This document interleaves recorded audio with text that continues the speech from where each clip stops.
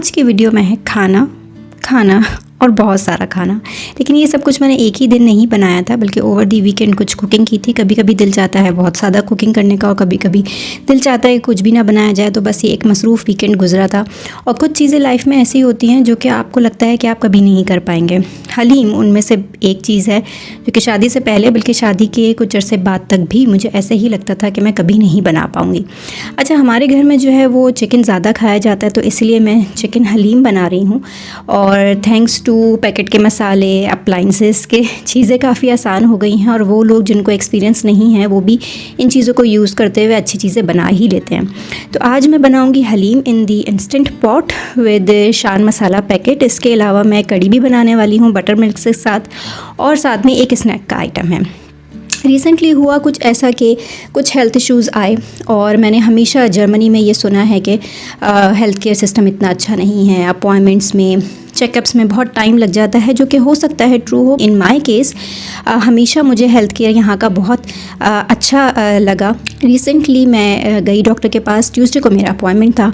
वहाँ पे कुछ डायग्नोसिस हुआ एंड माय डॉक्टर सजेस्टेड कि मैं आपको फर्दर टेस्ट के लिए भेजूँगी। एंड शी ऑल्सो सेड कि अगर आप नॉर्मली अपॉइंटमेंट लेने जाएंगी तो आपको 6 मंथ्स बाद का अपॉइंटमेंट मिलेगा फॉर फर्दर इन्वेस्टिगेशन, जो टेस्ट उसने मुझे लिख के दिए थे। लेकिन आपका क्योंकि प्रायोरिटी पे है, मैं चाहती हूँ कि जल्द से जल्द चेकअप हो, इसलिए मैं आपको एक कोड दे रही हूँ। जब आप अपना अपॉइंटमेंट बुक करें तो वहाँ पे अपना कोड उनको बता दीजिएगा। उससे फ़ायदा ये होगा कि आपको जल्दी का अपॉइंटमेंट मिल जाएगा। हम ट्यूसडे को गए थे चेकअप के लिए। ट्यूसडे की शाम आके हमने कॉल की हैं, और यकीन कीजिए विद दैट कोड हमको थर्सडे का अपॉइंटमेंट मिला और फ्राइडे को मेरी रिपोर्ट भी आ गई। यानी within a week from early investigation to final my report सब कुछ जो है वो डन हो गया था।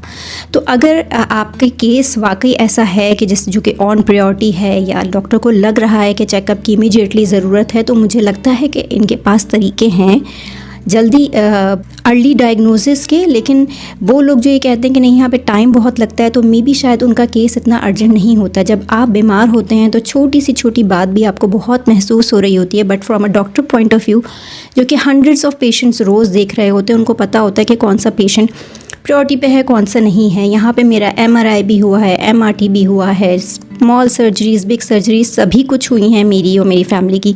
और हमेशा हमें जो है वो बहुत अच्छा रिस्पांस मिला है यहाँ के हेल्थ केयर सिस्टम से। बट अगेन हर किसी का अपना अपना एक्सपीरियंस होता है। शायद हम लकी हैं कि हमें हर दफ़ा ही, जबकि बिल्कुल डिफरेंट फील्ड्स थी, बिल्कुल डिफरेंट डायग्नोसिस थे, मगर अल्हम्दुलिल्लाह एवरी टाइम हमें यहाँ पे हेल्थ केयर से बहुत अच्छा रिस्पांस मिला। हाँ, नज़ले बुखार के लिए जब आप जाते हैं तो आपको कोई रिस्पांस नहीं मिलता डॉक्टर की तरफ से। और अब हमें ये बात समझ में आ ही गई है कि चाहे बच्चे हों चाहे बड़े हों, अगर आपको नॉर्मल सा बुखार, नज़ला, खांसी हुआ है तो फिर यहाँ पे आपको एंटरटेन नहीं किया जाएगा। और अब हमने डॉक्टर्स के पास जाना भी छोड़ दिया है। हम घर में खुद ही जो पाकिस्तानी और देसी टोटके होते हैं उनसे अपने आप को ठीक कर लेते हैं। लेकिन जब भी आप पे किसी भी किस्म की परेशानी आए, चाहे वो हेल्थ से रिलेटेड हो, चाहे वो फाइनेंशियल परेशानी हो, इंसान के जहन में 2 ही बातें सबसे पहले आती हैं। मुझे ऐसा लगता है कि या तो इंसान सोचता है कि आपको किसी ने नज़र लगा दी, या फिर आपको लगता है कि आपने से जाने अनजाने में कोई ऐसी गुनाह हो गया है या ऐसी बात हो गई है कि जिसकी सज़ा जो है वो आपको मिल रही है, आपका खुदा आपको आज़मा रहा है। लेकिन मैं तो खैर सोशल मीडिया पे अपनी लाइफ की चीज़ें शेयर करती रहती हूँ, तो मेरे लिए सोचना कि किसी ने नज़र लगा दी बहुत ही आसान है। लेकिन मैंने ऐसे लोगों को देखा है जो बहुत सादा ज़िंदगी गुजारते हैं, बिल्कुल नमूद नुमाइश नहीं करते, अपनी बात अपने तक रखते हैं, या सिर्फ उसी वक्त शेयर करते हैं जब वो बात हो चुकी हो। जैसे कि हमारे दीन में भी बताया गया है कि आप उसी वक्त बात को शेयर करें जब आप उस बात को मुकम्मल कर चुके हों। लेकिन उसके बावजूद भी मैंने ऐसे लोगों को मसाइल का, परेशानियों का शिकार देखा है। और बिल्कुल इसी तरह ऐसे बहुत से लोगों को मैं जानती हूँ जो कि अपने खुदा के बहुत करीब हैं। एटलीस्ट देखने में तो ऐसे ही लगता है, बाकी दिलों का हाल खुदा ही जानता है। लेकिन फिर भी उनकी ज़िंदगियों में परेशानियाँ हैं, आती हैं, जाती हैं। इसकी सबसे बड़ी मिसाल ये है कि हमारे आखिरी नबी, उनकी ज़िंदगी में जितनी मुश्किलात आई हैं, मेरे ख़्याल से हम में से किसी की भी इतनी हिम्मत है ही नहीं कि उन सारे मसाइल को हम अपनी ज़िंदगी में झेल सकें।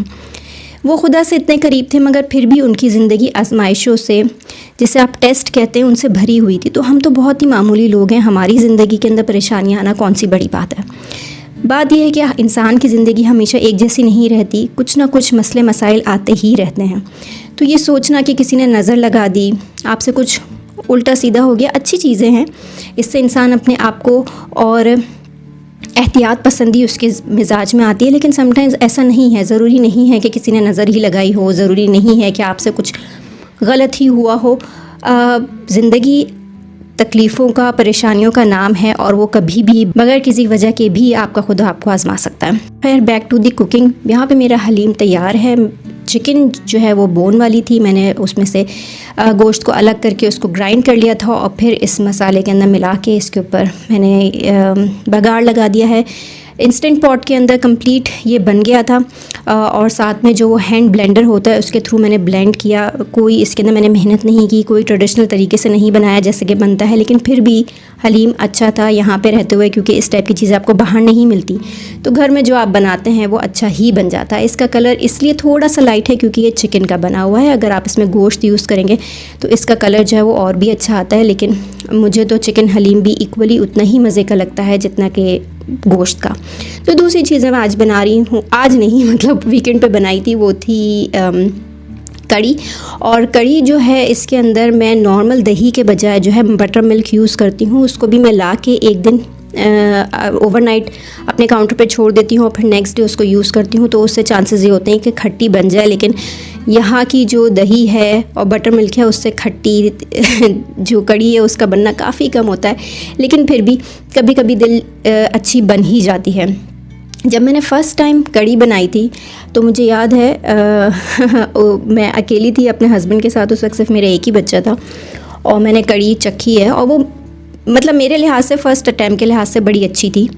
तो खाते खाते मुझे जो है वो मेरी आंखें भर आई और माय हस्बैंड लाइक तुम रो रही हो, क्यों, क्या हुआ, बहुत बुरा इतना बुरा खाना तो नहीं बना कि तुम्हें रोना पड़े। मैंने कहा नहीं खाना तो अच्छा बना है, लेकिन मैं सिर्फ सोच रही हूँ कि मेरे जहन में जो बात आई थी वो ये कि मेरी अम्मी ने मुझे पाला बड़ा किया, बहुत कुछ बनाना सिखाया भी और बहुत कुछ नहीं भी सिखाया, लेकिन कभी भी मैंने इतनी एफ़र्ट शादी से पहले की ही नहीं कि मैं उनको कुछ बना के खिलाऊं। लेकिन अब जब शादी हो गई है, जिम्मेदारियां पड़ गई हैं, चीज़ें बनाना सीख रही हूं, तो मुझे इस बात का बड़ा अफसोस है कि मैंने चीज़ बनाई है और उस वक्त हम पाकिस्तान में नहीं थे, तो मैं अपनी अम्मी से शेयर नहीं कर सकती जो चीज़ मैंने बनाई है। तो माय हस्बैंड लाइक इसमें कौन सी बड़ी बात है, इसमें इतनी इमोशनल होने वाली कौन सी बात है, पाकिस्तान जाओगी बना के खिला देना।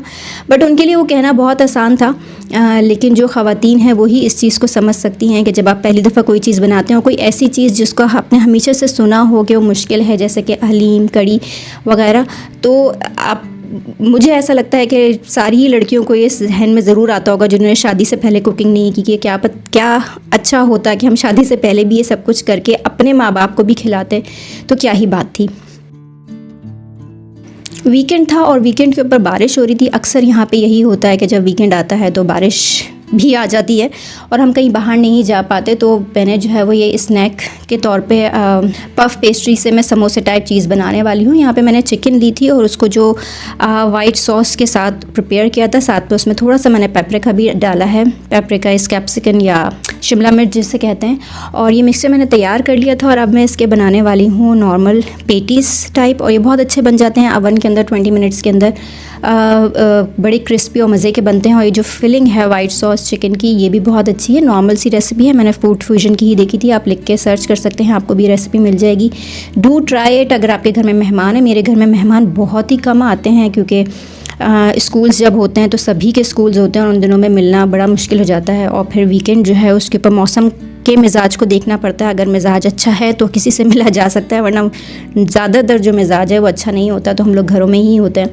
लेकिन it's a very good item, आप ख़ुद भी बना के खाएं, किसी मेहमान को भी खिलाएं, ईजी है और मज़े का है।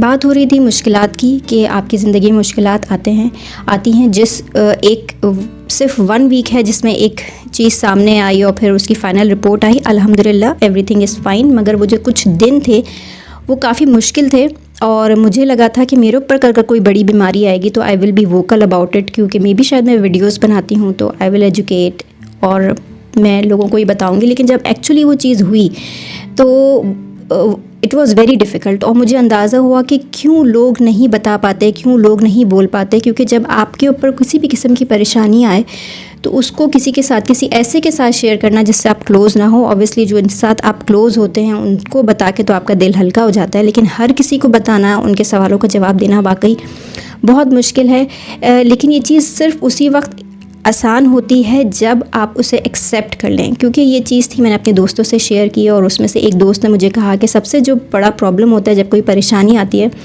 तो वो ये होता है कि इंसान उसको एक्सेप्ट ही नहीं कर पाता। वो सोचता है कि नहीं, हमारे साथ तो ऐसा हो ही नहीं सकता, हम तो बड़े अच्छे हैं, हम लोगों के साथ भी बहुत अच्छे हैं, हम कोई बुरा काम नहीं करते, तो हमारे साथ तो ऐसा हो ही नहीं सकता। वो जो डिनाइल की स्टेज है वो सबसे ज़्यादा मुश्किल होती है। लेकिन जब आप इस चीज़ को एक्सेप्ट कर लें कि कहीं कोई गलती नहीं हुई है, किसी ने नज़र नहीं लगाई है, ये अल्लाह की मर्ज़ी है, अल्लाह आपको आज़मा रहा है, अल्लाह दे के भी आज़माता है, अल्लाह ले के भी आज़माता है। तो ये सिर्फ एक थोड़े से टाइम की आजमाइश है। जब आप, जिसे कहते हैं ना कि अल्लाह की मर्ज़ी के सामने सर झुका दें तो हर मुश्किल आसान हो जाती है। तो जिस वक्त आप ये सोच लें कि ये जो कुछ भी हो रहा है इसमें आपके खुदा की मर्ज़ी शामिल है, तो उसके बाद वो चीज़ से गुज़रना मुझे लगता है कि थोड़ा बहुत आसान हो जाता है। और मैंने सुना था कि आप पे जब खुशी आती है, जब आपको कोई चीज़ मिलती है तो आप शुक्र अदा करते हैं, लेकिन अगर आपके ऊपर कोई बुरा वक्त भी आया है तो आप उसका भी शुक्र अदा करें। और मैं जो हूँ वो ये सोच रही थी कि यार मैं कैसे, मतलब अगर कि जो चीज़ डायग्नोज़ होने वाली है अगर वो वाकई डायग्नोज़ हो गई तो इसमें क्या पॉइंट है शुक्र अदा करने का, ये कैसे हो सकता है। एंड देन आई रियलाइज़ कि शुक्र है कि जो भी बीमारी आ रही है वो मुझ तक आ रही है, मेरे बच्चों तक नहीं आ रही। क्योंकि शायद मेरे अंदर तो हिम्मत है किसी भी सिचुएशन से को डील करने की, लेकिन अगर खुदा ना खास्ता वो किसी मेरे बहुत ही क्लोज़ रिलेशनशिप के ऊपर आए तो उसकी जो डीलिंग है वो ज़्यादा मुश्किल होगी। जब भी मुश्किल आए कोशिश करें कोई ना कोई ऐसा पॉइंट ज़रूर सोचें जिससे आप शुक्र अदा कर सकें। और यहाँ पे जो मेरे पेटीज़ हैं वो भी तैयार हो गए हैं। मेरी दुआ ये होगी कि वो तमाम लोग जो इस वीडियो को देख रहे हैं, अगर उनकी ज़िंदगी में किसी भी किस्म की परेशानी है तो वो जल्द से जल्द सॉल्व हो जाए और हम सबको अल्लाह ताला तंदुरुस्त रखे, सेहतमंद रखे, एक दूसरे के साथ रखे और खुश रखे। इंशाल्लाह नेक्स्ट टाइम आपसे फिर मुलाकात होगी। तब तक अपना बहुत बहुत ख्याल रखिएगा, मुझे भी दुआओं में याद रखिएगा। अल्लाह हाफ़िज़।